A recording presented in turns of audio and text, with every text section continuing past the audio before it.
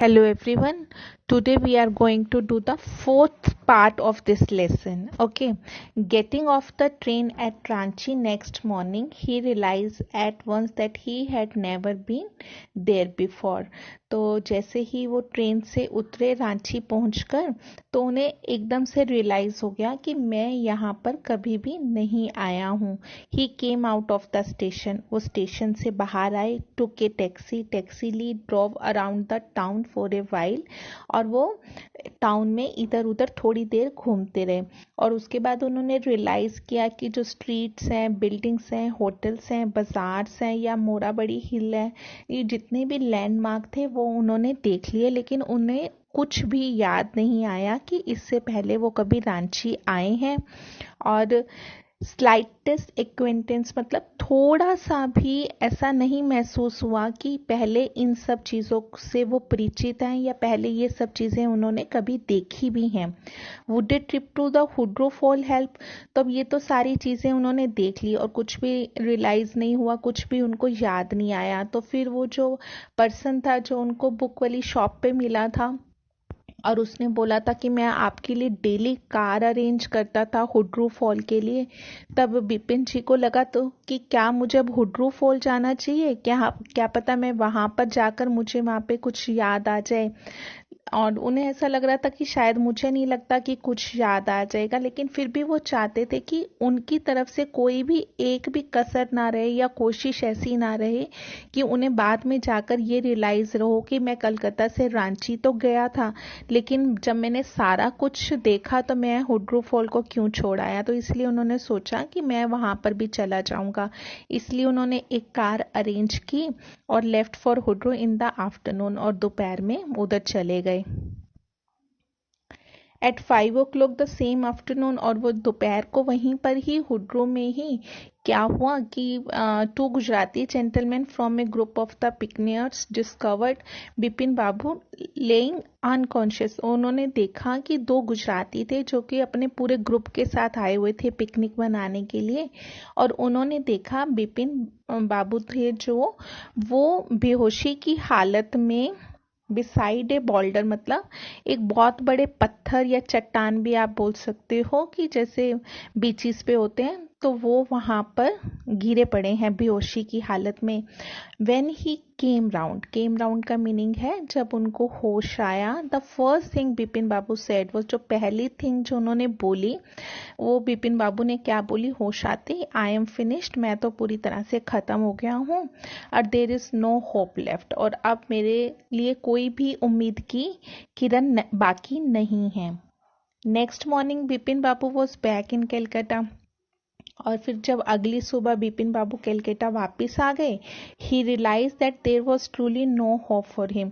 कि अब तो रांची की भी विजिट कर ली, रांची में जाकर भी उन्हें कुछ याद नहीं आया कि वो कभी रांची आए थे, तो अब तो सच में कोई उम्मीद बाकी नहीं रही.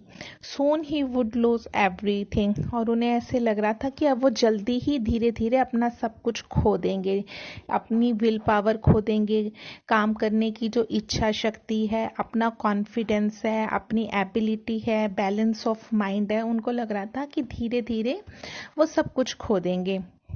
Was he going to. अभी उन्हें लग रहा था कि ऐसा लग रहा था कि जैसे बस अब वो अपने भाई की तरह ही एक लास्ट जो उनकी डेस्टिनेशन होएगी वो क्या होएगी, एक शायद एक पागल खाना ही होएगा. और इसके बाद वो कुछ भी सोचने के लिए सोच ही नहीं पा रहे थे. और उसके बाद क्या हुआ, घर आए ही रैंग अप टू डॉक्टर चंदा. उन्होंने डॉक्टर को फ़ोन किया और उसे कहा कि आप घर आ जाएं. देन आफ्टर ए शावर उन्होंने अपना बात किया, शावर लिया. और उसके बाद वो उन्हें लग रहा था कि जैसे उनका सिर जो है वो घूम रहा है, उसे उन्हें अब कुछ तो ठंडा सिर पे रखने के लिए चाहिए. इसीलिए उन्होंने एक आइस बैग लिया और क्लैम्प्ड ऑन हिज हेड और अपने सिर पर रख लिया. और उसी टाइम क्या हुआ, just then the servant brought him a letter. एक लेटर लेके आया जो कि उसने बोला कि अभी अभी कोई लेटर बॉक्स में डाल कर गया है. ग्रीन कलर का एनवेलप था और उसके ऊपर रेड इंक से उनका नाम लिखा हुआ था. अबव द नेम, और नाम से पहले उसके ऊपर लिखा हुआ था इट्स अर्जेंट एंड कॉन्फिडेंशियल, कि ये अर्जेंट है मतलब इसे जल्दी पहुंचाया जाए लेटर को, और कॉन्फिडेंशियल भी है कि जिस पर्सन के नाम ये लेटर लिखा हुआ है उसी के हाथ में ही ये लेटर जाना चाहिए। In spite of his condition, मतलब अपनी इस कंडीशन के बावजूद भी कि उनका सिर चकरा रहा था, फिर भी इसके बावजूद भी विपिन बाबू के दिमाग में एक बात आई, एक फीलिंग आई कि उन्हें ये लेटर खोल लेना चाहिए। ओट टू आया ना, तो चाहिए कि जहाँ सेंस आती है वहाँ हम ओट टू यूज़ करते हैं, कि उन्हें ये लेटर खोलकर गो थ्रू कर लेना चाहिए, मतलब पूरी तरह से पढ़ लेना चाहिए। ही टोर ओपन द इनवलप, उन्होंने इनवलप को ऊपर से फाड़ा और लेटर को निकाल लिया। और फिर उसके बाद उन्होंने लेटर में क्या पढ़ा?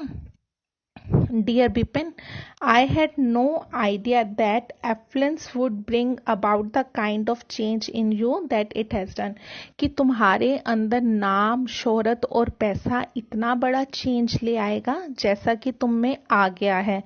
Was it difficult to you to help an old friend? कि क्या तुम्हारे अंदर इतना ज़्यादा चेंज आ गया? क्या शोहरत ने तुम्हारा इतना दिमाग बिगाड़ दिया कि तुम अपने एक फ्रेंड की हेल्प भी नहीं कर सकते जिसका इस समय लक अच्छा नहीं चल रहा या जो स्ट्रगल कर रहा है?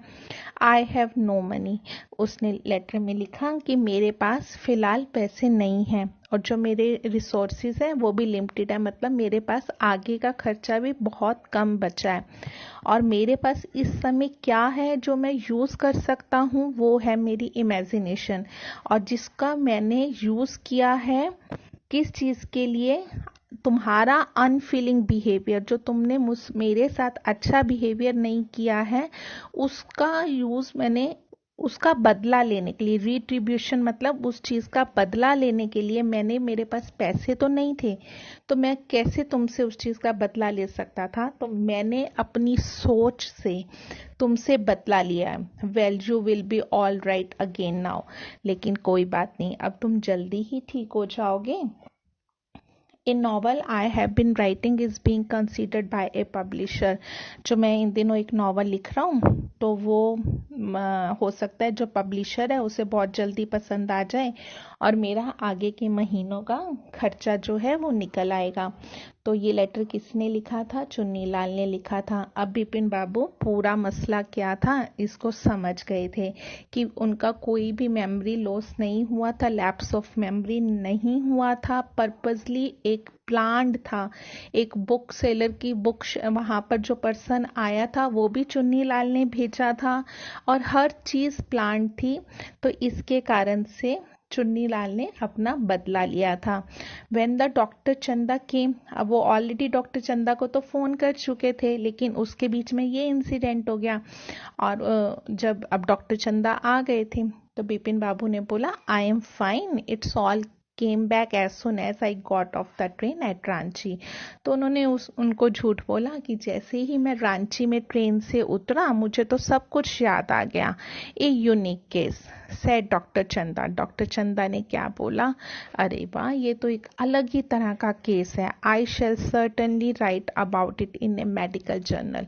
मैं इसके बारे में ज़रूर अपने मेडिकल जर्नल में लिखूंगा, मतलब जो भी मेरे थीसिस होंगे उसमें मैं ज़रूर लिखूंगा कि एक ऐसा केस था कि जिसमें से लाइफ का कुछ पार्ट भूल गए थे और फिर अचानक से याद आ जाता है। The reason why I sent for you said Bipin Babu is that I have a pain in the hip from the fall I had in Ranchi। तो उन्होंने बोला कि मैंने आपको इसलिए फ़ोन किया क्योंकि मैं रांची में गिर गया था और मेरे हिप में पेन है। If you could prescribe A pain killer, क्या तुम एक पेन किलर मुझे अच्छा सा पेन किलर प्रिस्क्राइब कर सकते हो? तो ये स्टोरी थी, तो एक कहीं ना कहीं ये कॉमिक स्टोरी थी जिसमें हमें हंसी भी आ रही है और ये स्टोरी सत्यजीत रे ने लिखी थी। आई होप कि आपको चारों पार्ट्स इस लेसन के समझ में आ गए होंगे और अगर आपको ये लेसन समझ में आया है तो प्लीज़ मेरे चैनल को सब्सक्राइब करें और शेयर करें। Thank you very much.